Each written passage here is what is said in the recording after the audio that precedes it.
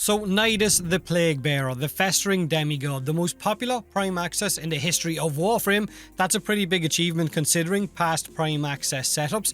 I'm slightly amazed it's more popular than Hydroid Prime, and I'd probably need to see some proof on that one.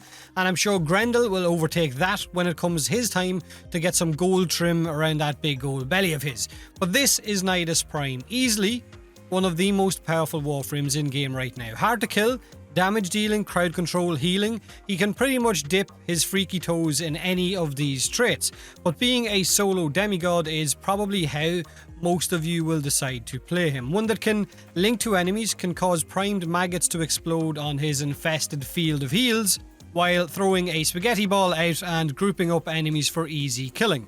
But how will you choose to build him? What mod setup will you use? Real quick, since I had some of you suggesting using the Ghoul Saw heavy attack with Nidus's snotball grouping, yes, it does work, but it is insanely slow at killing enemies, and weak in comparison to most of our other melee weapons. So again, fun with the Ghoul Saw is in the eye of the user. Now, these are the relics needed to farm Nidus Prime. Just go to your codex in game and on the relic tab type in Nidus's name. It'll tell you the relic you will need and where you're going to go to get that relic. Now, Nidus Prime comes with more health, more armor and more energy than a normal Nidus, and if you have a few Umbral Forma lying about like I had, then you'll be left with one incredibly powerful Warframe. This is my Nidus Prime mod setup. 5 Forma deep, 2 of which are Umbral Forma, but that is a personal choice. You can use normal Forma if you want to. Nearly 2000 health, over 1000 armor, over 300% power strength with my aura buff. 190 range for his meatball pull-in, and base duration for 60 seconds of his link to reduce all incoming damage. Now, my energy efficiency is in the negative, so it will cost me 10 extra energy for my stomp than normal, so I think it's 50 instead of 40, and his larva will cost 31 energy instead of the normal 25, so it's not really that much of a big deal. You will be getting plenty of energy resupply anyway.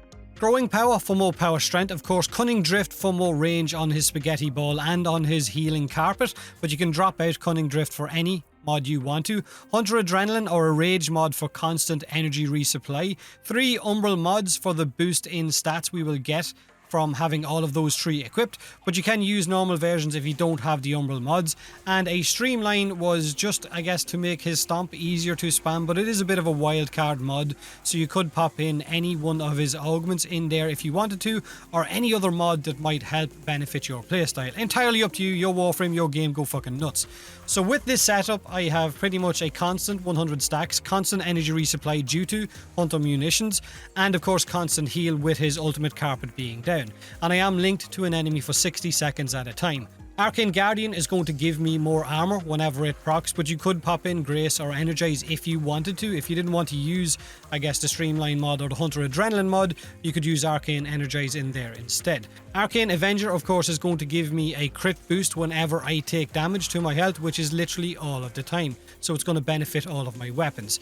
This is a really nice self-sustaining Nidus setup, but let me know what your go-to setup is in the comment section below. And as always, thanks for watching.